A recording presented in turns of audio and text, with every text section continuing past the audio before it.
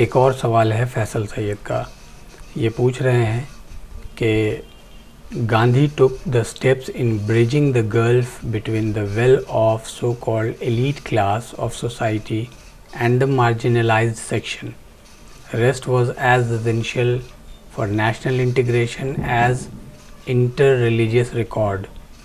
He said that we must work for economic equality and social justice, which would remove the ills caused by distress and bitterness.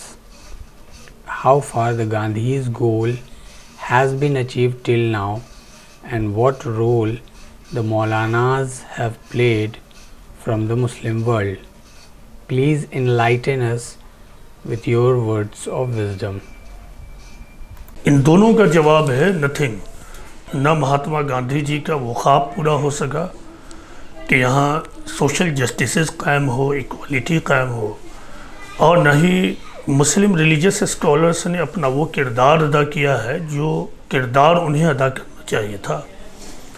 میں نے یہ بار بار بتایا ہے کہ India کی آزادی کے بعد پولیٹیکل لیڈر میں صرف گاندھی جی ایسے تھے جنہوں نے اس بات کو شعوری طور پر محسوس کیا اور اس کا اعلان کیا کہ اب ضرورت ہے کہ سوشل ریفارمیشن کا کام کیا جائے، اور اس میں تمام چیزیں آتی ہیں جو سماج سے متعلق ہیں، سماج سے ریلیٹڈ ہیں، جس میں سوشل انجسٹسز کو ریموو کرنا، سوشل ایکوالٹی کو پیدا کرنا، جسٹس کے ماحول کو ڈیولپ کرنا وغیرہ. لیکن یہ کام ہو نہیں سکا، یہ کام ہو نہیں سکا. لوگوں کی توجہ صرف دو ہی چیزوں پہ رہی، پولیٹیکل ریفارمیشن اور بلڈنگز کنسٹرکشن.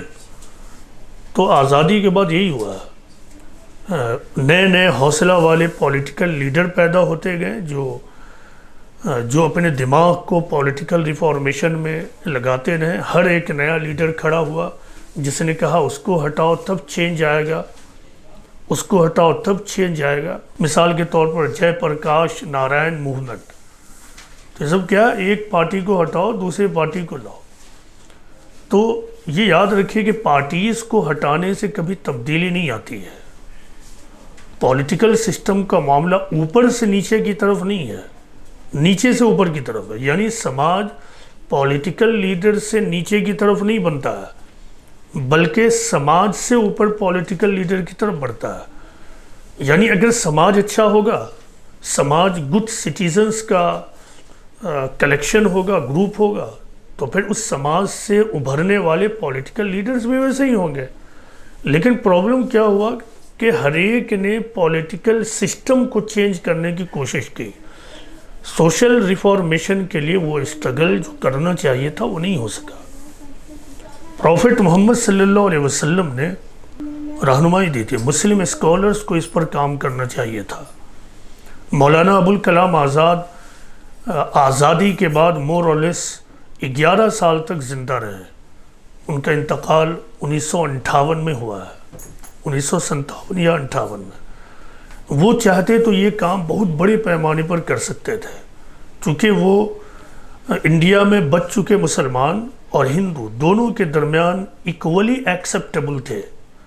لیکن پارٹیشن کے درد کو وہ برداشت نہ کر سکے اور وہ بہت ہی زیادہ سیکولوزن میں رہنے لگے. اس کے باوجود ایجوکیشن ریفارمیشن کا انہوں نے بہت بڑا کام کیا ہے، اس کا تذکرہ بھی ضروری ہے. اسی کے نتیجے میں آج جتنا ایجوکیشن کا کام ہو رہا وہ اسی وقت جو انہوں نے بنیادیں ڈالی ہیں اسی کا نتیجہ ہے. بہرحال لیکن میں یہ عرض کر رہا تھا کہ سوشل ریفارمیشن کا کام نہیں ہو سکا. پروفٹ محمد صلی اللہ علیہ وسلم نے کہا تھا کہ تم جیسے ہوگے تمہارے رولر ویسے ہی ہوگے. یہاں پر سوشل ریفارمیشن کا ایک بہت ہی اسٹرانگ فارمولہ پروفٹ محمد صلی اللہ علیہ وسلم نے دیا کہ سماج جیسا ہوگا سسٹم ویسے ہی تیار ہوگا، سماج جیسا ہوگا پولیٹیکل لیڈرز ویسے ہی آئیں گے. اس کو لے کر مسلم اسکالرز کو کام کرنا تھا کہ وہ سماجی سطح پہ کام کریں. بٹ انفارچونیٹلی آپ انڈین پولیٹکس پر جب آپ نگاہ ڈالیں گے یا آزادی کے بعد سے لے کے آج تک انڈیا کی تاریخ کا جب آپ مطالعہ کریں گے تو آپ پائیں گے کہ جتنے بھی مسلم ریلیجیس اسکالر ہیں جو سرفیس پہ آپ کو دکھے، ان تمام لوگوں نے اپنی انرجی اگینسٹ دا سسٹم لگایا ہے، against the system, pro system بھی نہیں۔ آپ جب کسی کے اگینسٹ ہو جائیں تو آپ کیا اصلاح کیجیے گا؟ پرو سسٹم بھی ہو کر آپ سسٹم کے قریب جا کر ان کی اصلاح کر سکتے ہیں، لیکن ان لوگوں نے بنیادی طور سے پروٹسٹانٹ گروپ کا کام کیا ہے، یعنی احتجاجی گروپ، ہر معاملے میں احتجاج، ہر معاملے میں پروٹیسٹ، جب دیکھے تب وہی، کوئی کام نہیں کیا۔ جبکہ مسلم ریلیجیس اسکالرز کی بڑی ذمہ داری تھی کہ اس کام کو وہ اپنے کندھے پر لیں۔ انڈین پولیٹیکل لیڈرز کو اس معاملے میں وہ غیر ذمہ دار قرار دے دیں، چھوڑ دیں کہ ٹھیک ہے وہ نہیں کرتے، وہ کہیں لگے ہوئے ہیں۔ پوری ذمہ داری تھی کہ وہ اس معاملے کو اپنے کاندھے پر لیں اور سماج میں سوشل ریفارمیشن کا کام کریں، یعنی لوگوں کی سوچ کو بدلنا۔ سوشل ریفارمیشن کسی توپ یا مشین گن کا نام نہیں ہے، اس کو ہمیشہ یاد رکھیے، کیونکہ ریڈیکل لیڈرز ہمیشہ ان چیزوں کو ریولوشنائز انداز میں بیان کرتے ہیں، ریڈیکل انداز میں۔ وہ چاہتے ہیں کہ چیزیں یک لخت چینج ہو جائے، بالکل پلک جھپکتے ہوئے، تو ایسا نہیں ہوتا۔ اسلام ریڈیکل ریولوشن کے فیور میں کبھی نہیں رہا، اسلام گریجولیزم کو فالو کرتا ہے۔ تو سوشل ریفارمیشن کا مطلب یہ ہے کہ لوگوں میں سچائی، سچ بولنے کی صفت پیدا کرنا، لوگوں میں ہمدردی کے جذبات پیدا کرنا، لوگوں کے اندر سے خود غرضی ختم کر کر دوسروں کی خیر کے لیے کام کرنے کے جذبے پیدا کرنا، لوگوں کے اندر سے ناانصافی کے جذبات کو ختم کرنا، لوگوں کے اندر سے محدودیت اور محدود سوچ کے مقابلے میں آفاقی سوچ اور یونیورسل تھاٹ پیدا کرنا، یہ ہے سوشل ریفارمیشن کا کام۔ یہ کام مسلم علماء کو، مسلم ریلیجیس اسکالرز کو کرنا تھا۔ ان کی یہ ڈبل ذمہ داری تھی، ایک تو یہ کہ یہ اس ملک کے شہری تھے، مذہبی لوگ تھے، اور مذہب کا کام ہی یہی ہے کہ لوگوں کی سوچ کو بدلا جائے۔ مذہب کا اصل کام وہی ہے۔ مذہب سسٹم کو ٹارگٹ نہیں کرتا، انڈیویجول کو ٹارگٹ کرتا ہے۔ اور دوسرا یہ کہ خود ان کا یہ عقیدہ ہے کہ اسلام کا پیغام تمام انسانیت تک پہنچانا ہماری ذمہ داری ہے۔ اس کے ناطے بھی ضروری تھا کہ پارٹیشن، آزادی کے ساتھ جو پارٹیشن کا زخم لگا ہے اس ملک میں، اس کو ہیل کرنے کے لیے وہ کوششیں شروع کر دیں۔ ہندوز اینڈ مسلمز کے درمیان جو نفرت پیدا ہو گئی ہے، اس نفرت کی دیوار کو ختم کریں، محبت کے ماحول کو ڈیولپ کریں، اور یک طرفہ طور پر یونیلیٹرلی مسلمانوں کے اندر یہ جذبات پیدا کریں کہ ہندوؤں کی زیادتیوں کے باوجود تم ان کے ساتھ ہمدردی کا معاملہ کرو، کیونکہ تم داعی ہو، وہ مدعو ہیں۔ اور جب تم ہمدردی کا معاملہ کرو گے یک طرفہ طور پر، تو خدا کا قانون یہ ہے، خدا کا وعدہ یہ ہے کہ جو تمہارے دشمن ہیں وہ بھی تمہارے نیئرسٹ ہو جائیں گے۔ تو یہ بات تو آپ اپنے لوگوں کو زیادہ سمجھا سکتے تھے، تو یہاں بھی انہوں نے نشانہ دوسروں پر لگا دیا کہ دوسرے سازش کرتے ہیں، دوسرے شروعات کرتے ہیں، ہر معاملے میں بگننگ ان کی طرف سے ہوتی ہے وغیرہ۔ تو ان دونوں معاملے میں جو آپ کا سوال ہے کہ کیا یعنی مہاتما گاندھی نے جو خواب دیکھا یا جو چاہا، اس سلسلے میں ہم کہاں تک پہنچے، یا مسلم اسکالرز کا رول، دونوں معاملے میں میرا جواب ہے نتھنگ، کچھ نہیں ہو پایا، کچھ نہیں ہو پایا۔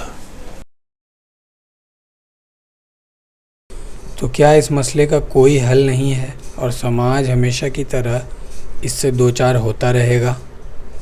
نہیں، دیکھیے، اسلام میں ہوپلیسنس نہیں ہے، نا امیدی نہیں ہے۔ میری اوپینین کا مطلب یہ ہے کہ اب تک یہ کام جس طرح ہونا چاہیے تھا، کنسرٹڈ ایفرٹ کے ساتھ ہونا چاہیے تھا، وہ اب تک نہیں ہوا ہے۔ اس کا مطلب کیا؟ اب بھی ہم شروع کر دیں۔ نہ ہونے کا مطلب یہ نہیں ہے کہ بالکل کسی نے نہیں کیا، جیسے ہم خود وہی کام کر رہے ہیں، یعنی national character building, national integration کا کام، لوگوں کے اندر محبت کو پھیلانا، نفرت کو ختم کرنا، ہمارا پورا مشن اسی پر ہے۔ لیکن آپ غور کیجئے کہ 1.5 ارب لوگوں کے درمیان چند لوگوں کی اس ریسورس لیس اسٹرگل سے کتنے نتائج ہم حاصل کریں گے؟ البتہ بس یہ ہے کہ ہم اس معاملے میں گلٹ فیلنگ سے اوپر اٹھ پائیں گے۔ تو ایسی تحریکوں اور ایسے مشن سے خود جڑیے، لوگوں کو جڑیے اور ایسے تحریکوں اور مشن کو کامیاب بنائیے۔ اس کا فارمولہ انجسٹسز اور ان ایکوالٹی کا فارمولہ اسلام کے پاس موجود ہے۔ ضرورت ہے کہ ہم اس پیغام کو تمام انسانیت تک پہنچائیں۔ سوامی وویکانند نے اپنے ایک لیٹر میں اسلام کے اس ایسپیکٹ کا ایکنالج کیا ہے۔ انہوں نے کہا ہے کہ if ever any religion approach to this equality, it is Islam and only Islam۔ یعنی اگر کوئی بھی مذہب قابل قدر انداز میں ایکوالٹی اور مساوات کے درجے میں پہنچا ہے تو وہ صرف اسلام اور اسلام ہے۔ تو اسلام کے پاس وہ نظریہ موجود ہے، اسلام کے پاس کام کرنے والے لوگ موجود نہیں۔ وہ لوگ جو خالص مذہبی انداز میں، غیر سیاسی انداز میں یہ کام کر سکیں، خالص مذہبی انداز میں، غیر سیاسی انداز میں اور پرامن انداز میں یہ کام کرنے والے لوگ اسلام کے پاس موجود نہیں ہیں۔ اسلام کے پاس پولیٹیکل کومنٹیٹرز خوب موجود ہیں۔ آپ دیکھیں کوئی ایشو پیدا ہوگا، دھر وہ ویڈیوز نکلنا شروع ہو جائیں گے، لوگوں کی بیان بازیاں شروع ہو جائیں گی۔